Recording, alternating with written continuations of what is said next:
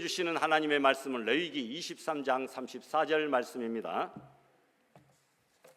구약성경 183페이지에 있습니다.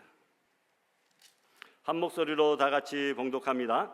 이스라엘 자손에게 말하여 이르라. 일곱째 달 15셋 날은 초막절이니 여호와를 위하여 이래 동안 지킬 것이라. 아멘. 거룩하신 하나님 아버지, 감사합니다. 오늘 이렇게 주의 전에 나와 예배하게 하시고 하나님의 크신 사랑과 은혜를 알게 하시니 진심으로 감사합니다. 아버지, 홀로 영광 받으옵소서. 오직 주님 한 분만 기뻐 찬양하는 예배가 되게 하여 주시옵소서. 아버지, 저희들의 믿음이 오직 주만 바라고 주만 의지하는 귀한 예배가 되게 하여 주시옵소서. 오늘 이처럼 귀하고 복된 날 예배를 통하여 주를 믿는 성도들마다 삶 속에서 힘들고 어려웠던 모든 것 다 주 앞에 내려놓고 주님의 사랑으로 위로받고 치유되는 귀한 예배가 되도록 인도하여 주시옵소서. 사랑의 하나님, 지난날 하나님의 말씀과 주의 뜻에 순종하지 못하며 죄악된 삶이 많았음을 이 시간 고백합니다. 분주한 일상생활 속에서도 기도의 시간에 소홀히 하고 말씀보다는 세상의 소리에 귀 기울일 때가 많았습니다. 아버지, 일터에서나 또 가정에서나 주의 사랑과 화평을 누리는 귀한 주의 은혜와 주의 자녀가 되도록 인도하여 주시옵소서. 십자가의 보혈로 다시 깨끗하고 새 힘을 얻도록 하여 주시옵소서. 풍요로운 계절 10월에도 주께서 인도하신 대로 순종하고 죄악된 생각과 행동으로 주의 뜻을 가린 일이 없도록 항상 성경 말씀과 기도로 주께 아뢰게 하시고 믿음으로 주 앞에 나아가는 참된 신앙인의 삶을 살아가도록 인도하여 주시옵소서. 추석 명절을 맞이하여 가족과 친지들이 만나는 시간 속에 주께서 주시는 그 사랑과 평안을 모든 가정 위에 넘치게 하여 주시옵소서. 오랜만에 만나는 자리마다 서로를 품고 위로하며 화목을 이루는 사랑과 기쁨이 충만하도록 인도하여 주시옵소서. 믿지 않는 가족에게 복음을 전할 수 있는 절호의 기회가 되게 하시고 우리 언행 하나하나가 주님의 향기를 진동시키고 또 그 통로가 되도록 인도하여 주시옵소서. 그리스도 사랑으로 서로를 감싸 안는 회복의 역사가 이루어지게 하여 주시옵소서. 아이들은 부모를 존경하며 부모는 자녀를 주 안에서 사랑으로 양육하는 귀한 가정, 복된 가정들이 되게 하여 주시옵소서.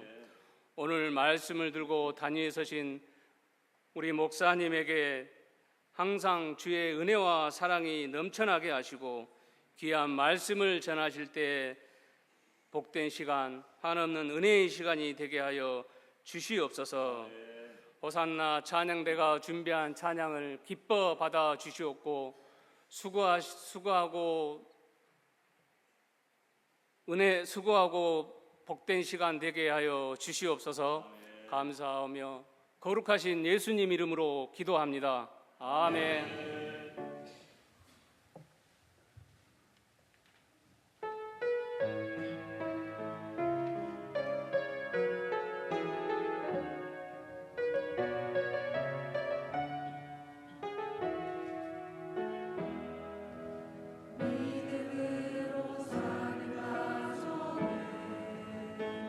하나님의 도구족까지 함께 하시며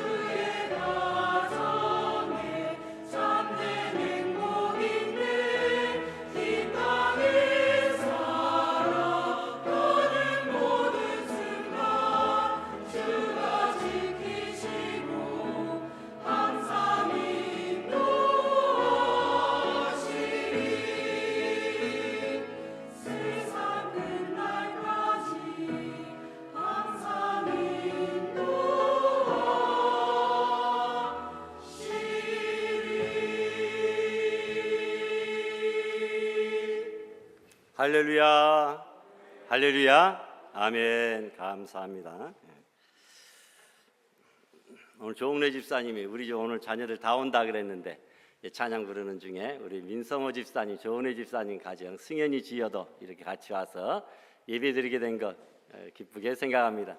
오늘 조은혜 장경숙 집사님이 제일로 복된 가정 같이 보이고 유수님 권사님 가정도 오늘 아주 기쁘고 즐거울 것 같아요. 우리 김영숙 권사님 또 우리 백난 집사님 가정도 오늘 또 열심히 또 기도하고 오랜만에 여러분 교회 나온다는 게 제가 생각해도 너무너무 어려워요. 그런데 이런 계기를 통해서 한번 이렇게 나오니까 너무너무 반갑고 어제 본 듯 너무나 가깝고 사랑스럽습니다. 하나님의 놀라운 은혜가 우리 성도님들의 가정에 또 이 자리에 참여한 우리 모든 심령들 위에 넘치시기를 주님의 이름으로 다시 한번 부탁합니다. 우리 오늘 장로님께서 예배 전에 찬양 불렀는데 위로의 말 한마디라고 하는 제목인데 그 가운데 좋은 단어가 나왔더라고요. 미고사축이라. 여러분 잘 아시는 분도 계실 거예요. 미는 뭐라고요? 아까 말했듯이 미안해요. 사는요? 고는 고마워요. 사는 사랑해요. 축복해요. 우리 옆에 있는 분들에게 길게 말하기 뭐하니까 미고사축 알지? 하세요. 인사하세요. 미고사축 알죠? 예, 미안해요. 고마워요, 사랑해요, 축복해요. 간단하게. 요즘엔 젊은 사람들이 긴 것들 막 싫어해요. 간단하게. 어른들이 무슨 말해도 좋은 말도 간단하게, 또 조금 권고하는 말은 더 간단하게.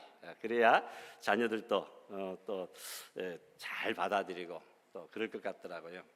그래서 나이 들수록 지갑은 열고 주머니는 열고 입은 좀 다물자 그런 말도 있는데 저도 이제 그렇게 한 5년 전부터 하려고 마음먹고는 있습니다만 아직은 뭐 그렇습니다만 우리 성도님들은 지혜로우니까 잘하실 줄로 믿습니다. 한번 사진 한번 올려주세요. 명절이 되었어도 자녀가 찾아오지 않으면 부모가 섭섭하듯이 부모 주일이 되었는데도 주님 앞에 나오지 않으면 하나님께서 섭섭하실 것인데 우리는 육신의 부모님을 뵙기 위하여 고향으로 왔고 또 영적인 부모님 하나님 아버지를 뵙기 위하여 이 교회로 나와서 주일날 예배를 드리고 있으니 얼마나 복된 성도여 복된 가정입니까? 여러분 육신은 피곤할지라도 우리의 영혼과 마음이 행복하고 기쁜 이 시간이 되시기를 바랍니다. 고향을 그리워하는 본능을 귀소 본능이라 그렇게 이야기를 합니다. 귀소 본능. 여우는 죽을 때 꼬리를 자기 굴로 향하게 하고 죽는다고 합니다. 연어는 알에서 깨어 강에 놓으면 바다로 가서 살다가 알을 낳을 때가 되면 반드시 자기가 태어난 곳 상류로 돌아와 알을 낳고 죽는다라는 것이죠. 우리에게는 이 지상에서의 고향만 있는 것이 아닙니다. 우리에게는 영원한 본향, 진정한 본향인 하나님 나라가 있습니다. 그런데 여러분 고향이 있어도 갈 수 없는 북녘 땅에 고향을 둔 실향민들 참으로 안타깝습니다. 전쟁이 일어난 지 이제 75년이 되었으니까 여러분 이산 가족들 실향민들 연세가 거의 8, 90, 100세 다 되었다고 해도 무방하지 않아요. 이미 거의 대부분은 돌아가셨고 남아있는 분들이 별로 되지 않는데 생사만이라도 알게 하자 이렇게 대통령이 이야기를 했더라고요. 좋은 일이 앞으로 있을 줄 압니다. 여러분 북녘 땅에 둔 실향민들도 참 안타까운데 그들보다 더 불쌍하고 안타까운 사람들이 있습니다. 하늘 본향은 진정한 우리의 하늘 본향은 누구나 쉽게 갈 수 있는데도 예수님을 알지 못하고 예수님을 믿지 못해서 하늘 본향을 가지 못하고 있는 사람이 있다고 한다면 실향민보다 더더욱 불쌍하고 딱한 사람이 아닐 수가 없다라는 겁니다. 천국 본향으로 가는 유일한 티켓은 오직 예수님밖에 없습니다. 그래서 예수님께서 나는 유일한 길이요 참된 진리요 생명이라고 말씀하고 있습니다. 서울에서 광주 오려면 호남선을 타야 됩니다. 고속도로도 경부 타다가 호남선으로 갈라져 내려야 돼. 그런데 여러분 경부선을 타거나 계속해서 경부고속도로로 가버리면 안 된다라는, 광주에 올 수가 없습니다. 명절 끝나야지 오게 될 것 같습니다. 오직 예수님 가는 천국 가는 유일한 길은 예수님밖에 없다. 예수님만이 천국 가는 유일한 길. 예수님으로 갈아타야 올라타야지 천국을 갈 수 있는 것이지 세상에 천국을 가는 여러 길이 있는 것은 결코 아니다. 다른 길, 다른 종교는 없다라는 겁니다. 여러분, 구약 성경의 모든 사건과 인물, 사람과 제사, 절기는 모두 장차 오실 메시아 되신 예수님의 모형과 예표입니다. 구약을 그래서 접으면 예수님이 되고 예수님을 펼치면 구약이 된다라는 말이 있습니다. 제사를, 구약에 여러 가지 제사가 있죠. 제사를 접으면 예수님이고 예수님을 펼치면 구약의 5대 제사가 된다라는 말이 있습니다. 구약의 성막을 접으면 예수님이고 예수님을 펼치면 성막의 여러 가지 곳곳에 기능과 처소들이 그대로 예수님에게서 증거되어진다라는, 구약은 예수님의 예표요, 모형이요, 예수님은 구약의 실체요, 완성이시다 라고 하는 말씀이죠. 구약의 주제는 오실 예수님, 신약의 주제는 오신 예수님. 그래서 신구약 성경의 주인공은 바로 예수님이시다라는 거죠. 레위기 23장 우리가 오늘 보았는데요, 이 23장은 절기장입니다. 이곳에 나오는 7절기, 그 구약의 모든 절기는 다 신약의 예수님을 예표하고 있다라고 하는 사실이죠. 제 첫 번째 절기는 유월절입니다. 4, 5절에 있는데요, 유월절은 예수님의 십자가에 희생되어 어린 양처럼 죽으실 그 죽음을 예표하고 있습니다. 그리고 이 절기는 유월절 바로 지난 다음에 무교절 일주일을 지키는데요, 그리스도와의 친교 교제를 의미하고 있고, 세 번째 절기 초실절은 여러분 첫 번째 열매를 하나님 앞에 드리는 것인데 첫 번째 부활의 열매 되신 예수 그리스도의 부활을 이야기하고 있습니다. 그리고 네 번째 77절은 오순절이라고도 하는데 그리스도의 성령을 말씀하고 있습니다. 다섯 번째 나팔절은 7월 1일 날 나팔을 크게 불면서 새해를 알리는데 여러분 그리스도의 성도들을 부르는 그 사건을 말하고 있습니다. 7월 15일은 대속죄일입니다. 예수 그리스도의 속죄의 사역을 말씀하고 있습니다. 일곱 번째 초막절입니다. 초막을 짓고 거둔 첫 번째 열매들을 그 안에 놔두고 거기서 일주일 동안 기가합니다. 오늘 본문에 있는 말씀이 바로 그 말씀입니다. 그리스도의 마지막 때 하나님께서 성도들을 추수하고 참된 알곡 열매들은 천국 곳간에 들여놓는 이 사건을 예표하고 있다라고 하는 사실이죠. 예수 그리스도의 재림을 통한 성도들의 추수 사건입니다. 그런데 오늘 이 명절 추석은 여러분 초막절에 관련되어 있고 우리 성경 영적으로는 추수감사절의 그런 의미를 가지고 있는 것을 볼 수 있습니다. 오늘 34절 말씀 보니까 이스라엘 자손에게 말하여 이르라. 몇째 달이요? 7째 달. 며칠이요? 15날은 초막절이니 여호와를 위하여 며칠 동안 지켜라고요? 1회 동안 7일 동안 지켜라. 여러분 7월 15일은 초막절이라 유대력 7월 15일입니다. 우리나라 음력도 있는데 우리나라 음력보다 한 달 더 빠른 것이 유대의 음력입니다. 아직도 이스라엘은 이 유대력 음력에서 한 달 더 빠른 유대력을 지키고 있습니다. 그러니까 유대력 7월 15일이면 우리나라는 8월 15일입니다. 음력 8월 15일 같은 날입니다. 초막절에 그리고 추석의 날짜가 이스라엘과 우리가 똑같다라고 하는 사실이죠. 이스라엘의 유대력은 우리의 음력보다 한 달 빠르기 때문에 7월 15일은 곧 우리의 음력 며칠이라고요? 8월 15일이다. 이 8월 15일 날은 초막절이니 8월 15일 날은 추석이니 이 초막을 짓고 1회 동안 지키라고 하는 그런 말씀, 추수감사절의 그런 영적 의미를 말해주고 있습니다. 이스라엘 백성들은 추석 즉 초막절이면 유대인들의 절기 중 최대의 명절로 7일 동안 노동을 금지하고 초막을 집 밖에 지어놓고 일주일을 지내면서 성회를 여는데 모세부터 지금까지 그렇게 생활하고 있다. 느헤미야 8장에 보니까 초막 만드는 장소를 제시하고 있습니다. 초막은 뭐냐? 풀이나 나무로 얼기설기 엮어서 만든 야외 그냥 간단한 지푸라기 풀집을 말하고 있습니다. 무백성이 이에 나가서 나무가지를 취하여 혹은 어디에요? 지붕 위에 또 혹은 하나님의 전뜰에 혹은 광장에 혹은 문광장에 초막을 짓대라고 말씀합니다. 지금도 유대인들은 초막을 만들고 가을에 추수한 많은 열매들을, 요즘에 과일들이 너무너무나 풍성하고 맛있고 탐스럽고 종류도 많잖아요.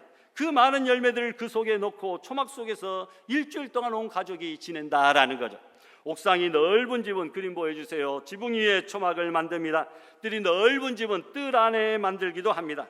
아파트에 살고 있는 사람들은 베란다에 지금도 초막을 간단하게 우리 성탄 트리 하듯이 그렇게 만들어 놓고 그곳에서 지냅니다. 초막을 만들기 어려운 환경에 있는 사람들은 성전에 공동 초막을 만들어 그곳에 거하며 살게 됩니다. 초막절에 이스라엘 사람들은 누구나 초막 안에서 지내야 됩니다. 성경이 그렇게 말하고 있기 때문입니다.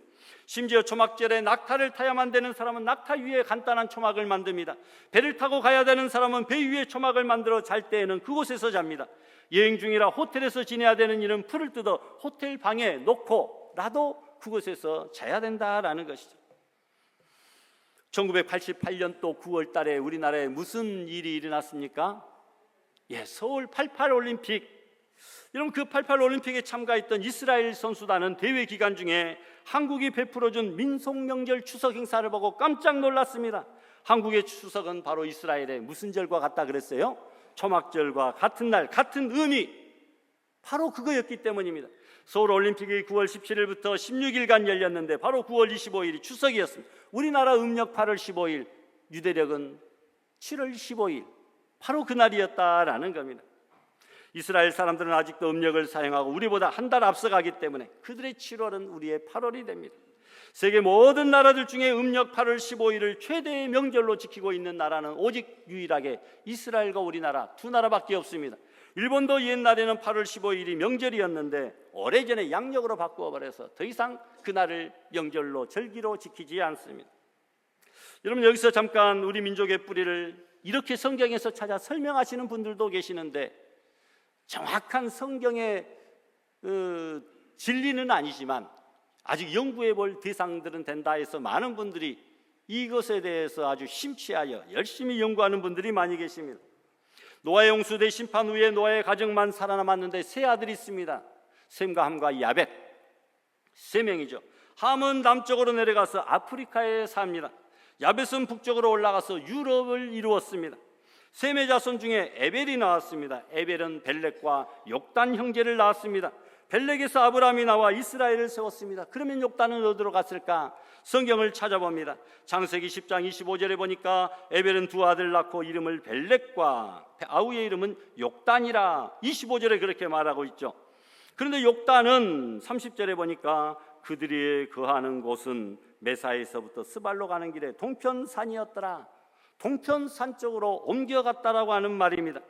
여러분, 그래서 동쪽으로 옮겨간 욕단의 후손들이 바로 우리 민족이 아니냐. 그러니까 우리 민족도 그렇게 신앙심이 깊고 종교성이 풍성하고 무엇인지 믿으려고 정성을 들이지 않느냐라고 이야기합니다.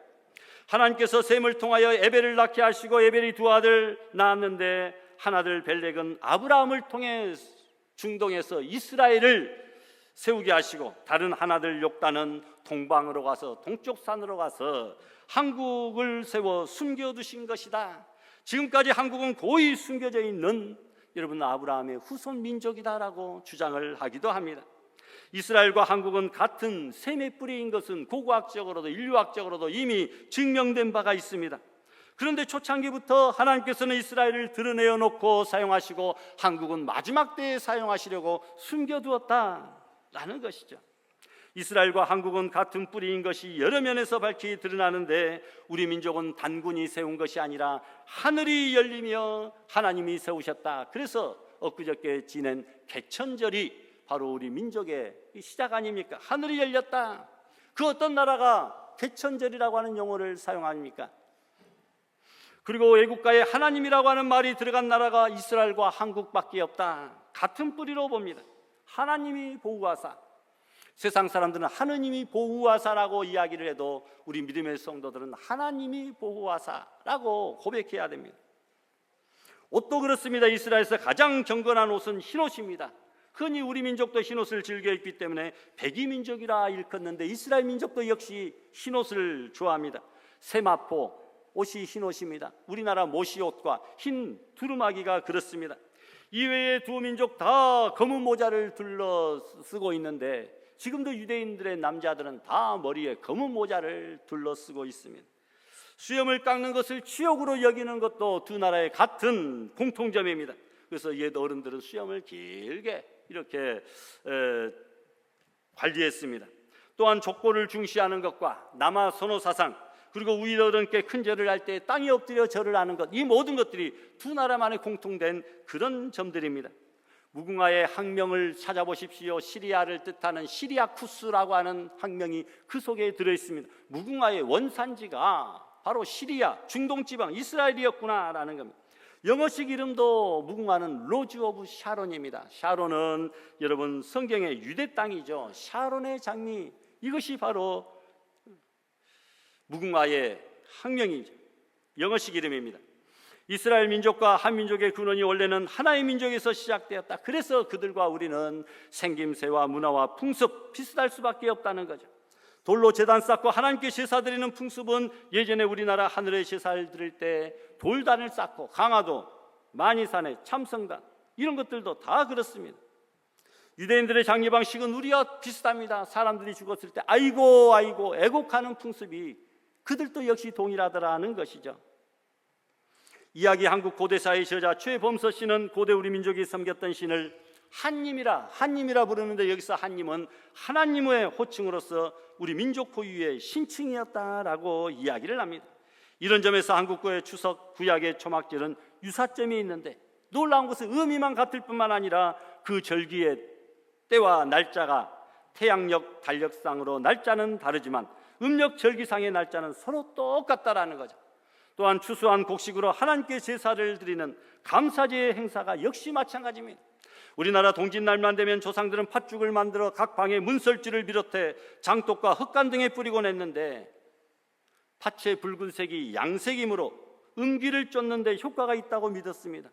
이스라엘 백성들이 출애굽할 때에 장자의 죽음을 피하기 위하여 양의 피를 문설주와 임방에 바르던 그 풍습과 역시 동일한 것 아니냐, 비슷하다 이렇게 볼 수 있습니다.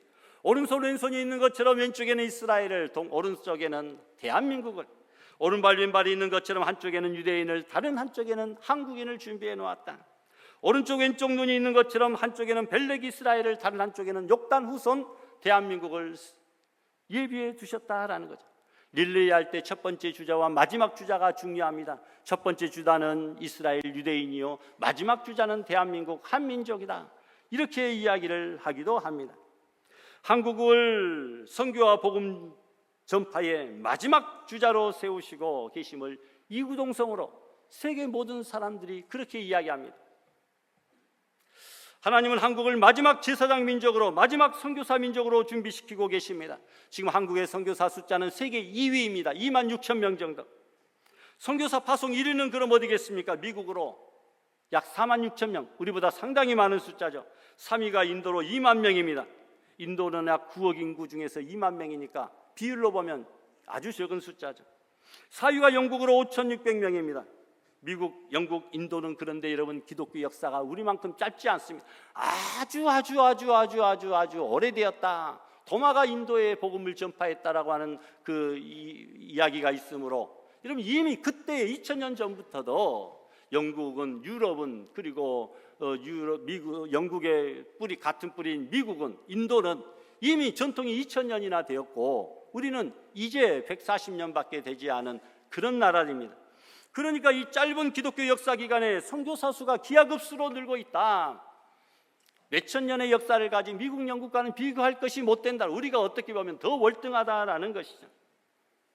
그런데 이상한 것은 우리나라 GNP가 5,000불 시대에 선교사 파송이 5,000명이었습니다. 10,000불 시대에는 10,000명을 파송했습니다. 15,000불 시대, 20,000불 시대에는 2만 명을 파송했다라는 것이죠. 공교롭게도 GNP 숫자와 선교사들의 숫자가 일치되고 있다. 잘 살았기 때문에 선교사를 많이 파송한 것이 아니라 선교사를 많이 파송하였기 때문에 우리나라가 잘 살게 되었다. 이렇게 생각하는 것이 우리 성도들의 인식이 되어야 될 줄 믿습니다. 우리도 하나님 앞에 열심히 충성할 때에 하나님께서 우리에게 복을 베풀어 주신다라고 하는 사실이, 복을 베풀어 주셨기 때문에 충성하는 것이 아니라 열심히 충성하면 하나님께서 거기에 걸맞는 기하급수적인 놀라운 축복을 허락하여 주실 줄을 믿습니다. 미국 선교사 숫자가 우리나라보다도 거의 2배 가까이 많은데 그들은 단기 선교사 숫자가 이렇게 많습니다. 단기 선교사, 간단하게 뭐 한 달을 1년을 계획 잡고 오는 단기 선교사. 그러나 우리나라 선교사는 그 해외에 상주하는 장기 선교사입니다. 그래서 그 미국의 단기 선교사들하고는 비교가 잘 되지 않겠죠. 어떻게 보면 우리가 질적인 면에서는 더 월등하다, 더 많다라는 겁니다. 세계 1위의 복음 수출국과 선교사 파송 1위 국가가 바로 대한민국입니다. 바로 그것 때문에 우리나라에는 소망이 있고 희망이 있습니다. 결코 망하지 않습니다. 하나님께서 분명히 복을 주실 것입니다. 이스라엘을 복 주신 하나님께서 이스라엘이 세계 모든 그 머리를 장악하고 있잖아요. 이제 마지막 때에 대한민국을 높이 들어 사용하여 주실 줄 믿습니다. 뭐 기분 나쁘신 분은 아멘 하지 마시고요.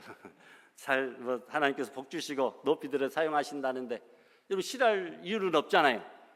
그리고 유대인의 같은 후손일 수도 있다라고 하는 말도 기분 나쁜 말은 아니잖아요. 하나님께서 예비하시고 택하신 족속일 수 있다. 우리가 그것을 위하여 더 감사함으로 사명감을 갖고 마지막 이 시대에 힘있게 하나님을 잘 섬기는 우리 성도들이 되시기를 바랍니다. 이같이 하나님은 우리 민족을 제사장 나라 선교사 민족으로 기대하고 계시는 그것을 잠깐 우리가 살펴보았습니다.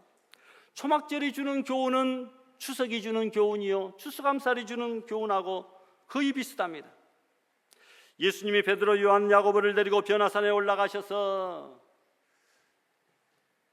모세와 엘리야를 만나시며 영광스러운 모습으로 변화될 때에 제자들이 여기가 좋사오니 초막셋을 짓자라고 이야기합니다. 여기에 큰 저택을 짓자라고 이야기한 것이 아니라 초막을 짓자. 하필이면 초막입니다. 풀로 얼기설기 만들고 과일들을 달아놓은 원두막 같은 것입니다. 왜 베드로는 예수님을 그리고 모세를 그리고 엘리야를 위하여 초막을 만들자고 했을까요? 추석에 우리가 지어야 될 진정한 초막은 무슨 초막인가? 이 시간에 함께 생각해보며 은혜를 나누고자 합니다. 첫 번째 초막은 구원의 집이기에 구원을 생각해야 됩니다. 초막절은 추수하는 절기, 알곡과 쭉정이를 가르는 그런 절기입니다. 우선 초막을 만듭니다. 초막은 알곡을 모아드리는 집이다. 첫 번째 과일들을 거두어다가 그곳에 들여놓습니다. 쭉정이는 버립니다. 알곡만 모아드립니다. 따라서 초막은 구원의 집입니다. 우리가 알곡으로 구원받았음을 기억하도록 여러분 구원의 초막집을 지을 수 있기를 바랍니다.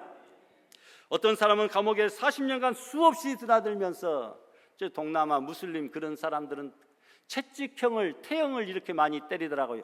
가죽 채찍으로 50번씩 8차례나 맞았습니다. 그러나 그의 생활은 전혀 변화되지 않았습니다. 더 이상 어떻게 할 수 없는 그런 사람인데, 그런데 그가 기독교 보호소에서 단 하루를 잠시 거쳐가면서 지내게 되었습니다. 그런데 그곳에서 예수님을 만났습니다. 그리고 그곳에서 그는 18년 동안을 머물면서 자기보다 더 어려운 형편에 있는 사람들을 위하여 자원해서 봉사하는 삶을 살게 되었습니다. 그가 말합니다. 나는 400번의 가죽 채찍이나 40년간의 교도소 생활로도 변화되지 않았습니다. 그러나 나는 그리스도로 인해 불과 1, 2분 만에 변화되었습니다. 나는 구원받았습니다. 그는 그런 고백을 합니다. 여러분, 세상이 그 어떤 것으로도 안 되지만 예수 그리스도의 사랑으로 변화받고 구원 얻게 된다라는 것이죠. 그렇습니다. 여러분, 구원은 가장 중요한 것이죠. 그래서 이스라엘 백성들은 이렇게 고백합니다. 사람 중에 제일로 중요한 사람은 대제사장, 장소 중에 제일로 중요한 장소는 지성소, 성전에 가장 중요한 지성소가 있습니다. 날 중에 가장 중요한 날은 뭐라고요? 대속제일. 일 중에 가장 중요한 일은 죄사함 받고 구원만 얻는 일. 여러분, 바로 이것이 우리에게 가장 중요한 일인 줄 믿고, 이 추석에는 결실하여 하나님 곳간에 있는 초막 속에 있는 열매를 보면서 우리의 구원을 감사하며 생각하는, 그리고 우리 주변 사람들의 구원을 위하여 기도하는 그런 날이 될 수 있기를 부탁합니다. 두 번째로, 초막은 심판의 집이기에 심판을 생각해야 됩니다. 추석은 알곡과 쭉정이를 가르는 그런 절기입니다. 알곡은 모아 곳간에 드리고 추석 쭉정이는 바깥에 던져서 불태워버리고 이 재로 만들어버리는 것을 보게 됩니다. 추석의 가장 중요한 의미는 쭉정이의 심판이다라는 거죠. 요한복음 7장에 보니까 예수님이 초막절에, 즉 추석에 성전에 올라가셔서 중요한 교훈을 하시는데, 초막절에 가르치실 때에는 큰 소리로 외쳐서 가르치셨다라고 요한복음 7장 28절에 나옵니다. 예수께서 성전에서 가르치시며 외쳐 이르시되, 성경에서 예수님께서 외쳐서 가르치셨다라고 하는 본문이 오늘 이 본문밖에 없습니다. 다를 때는 조용히 그냥 가르치셨어요. 그런데 초막절의 성전에서 외쳐서 가르치실 때에 무슨 내용을 가르치신 줄 압니까? 33절에 보니까 내가 조금 있다가 나를 보내신 하나님께로 돌아가는데 너희 중에 나를 찾아도 만나지도 오지도 못할 사람이 있다. 분명히 지옥불에 들어갈 쭉정이의 심판을 지금 이야기하고 있습니다. 알곡과 쭉정이, 알곡은 천국의 모아들이 돼 쭉정이는 예수님을 찾아도 만나지 못하고 예수님 있는 곳 천국에 오지도 못할 것이다. 그 사실을 알려주실 때에는 예수님께서 가만 앉아있지 못하시고 조용히 말씀하지 아니하시고 벌떡 일어서셔서 큰 소리로 외칩니다. 천국과 지옥이 분명히 있다. 알곡은 천국으로, 쭉정이는 멸망하는 지옥으로 반드시 들어갈 것이다. 이 사실을 알려주실 때에는 큰 소리로 외쳤다라는 사실입니다. 지금도 이스라엘 백성들은 초막에서 살고 있습니다. 알곡과 쭉정이를 갈라서 초막을 지은 이들에게 비유로 말씀하시는 예수님의 의도를 그들은 잘 알지 못합니다. 예수님을 만날 자와 만나지 못할 자의 심판을 분명히 예수님은 말씀하고 있는데 그들은 아직도 예수님을 자신들의 구세주, 참된 메시아로 인정하지 않고 있습니다. 언젠가는 이스라엘이 예수님 앞으로 돌아올 그때에 세상 끝날이 될 것이라고 마태복음 24장과 요한계시록에는 분명히 말씀하고 있습니다. 언젠가 저 유대인들도, 유대교를 믿는 유대인들도 예수님을 믿는 기독교로 개종하고 변화될 때가 올 줄로 믿습니다. 초막절 추석에는 우리도 심판을 생각해야 됩니다.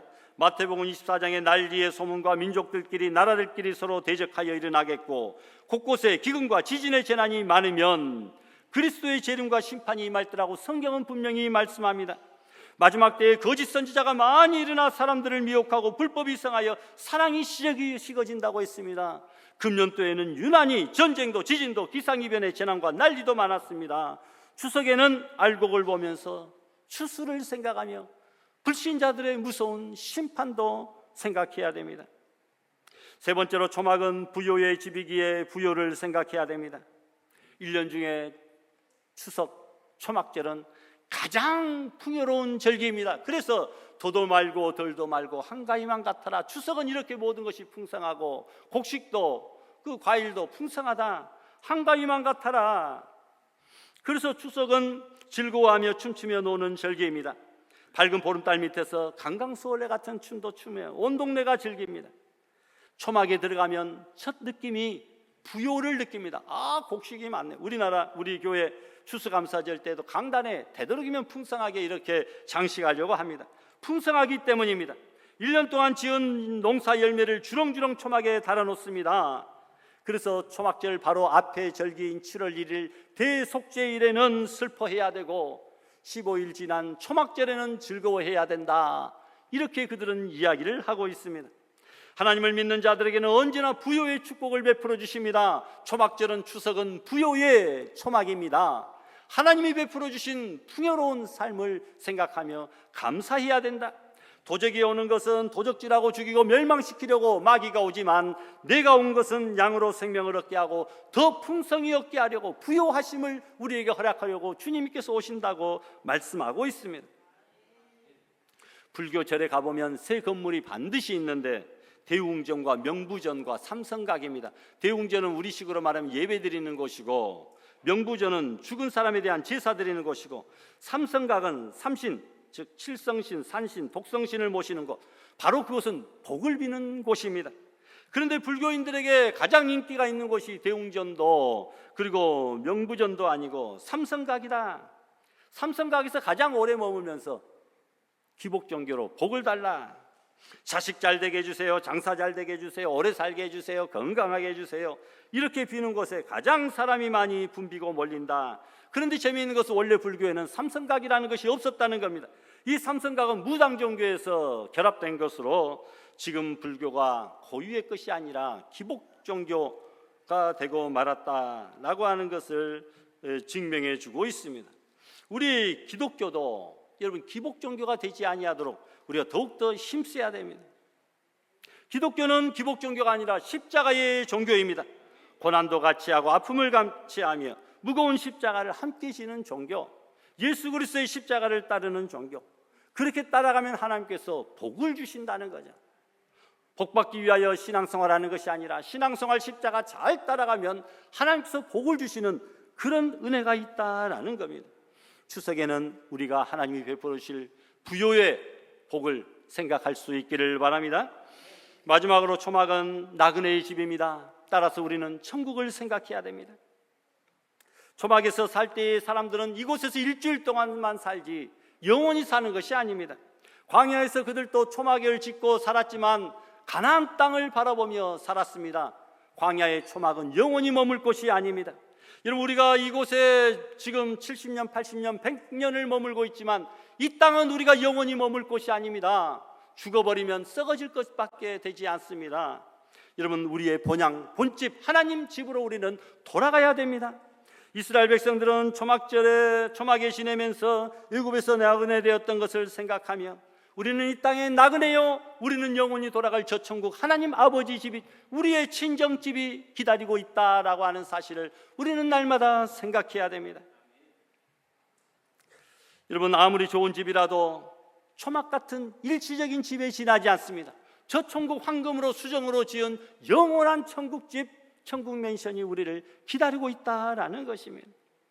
우리는 이 땅에 나그네다, 나그네다. 그렇습니다. 추석에는 구원과 심판과 부요와 천국을 생각해야 됩니다. 초막에 살지는 않고 있다 할지라도 우리는 추석에 몇 가지 영적인 의미를 생각하며 말씀을 마치고자 합니다.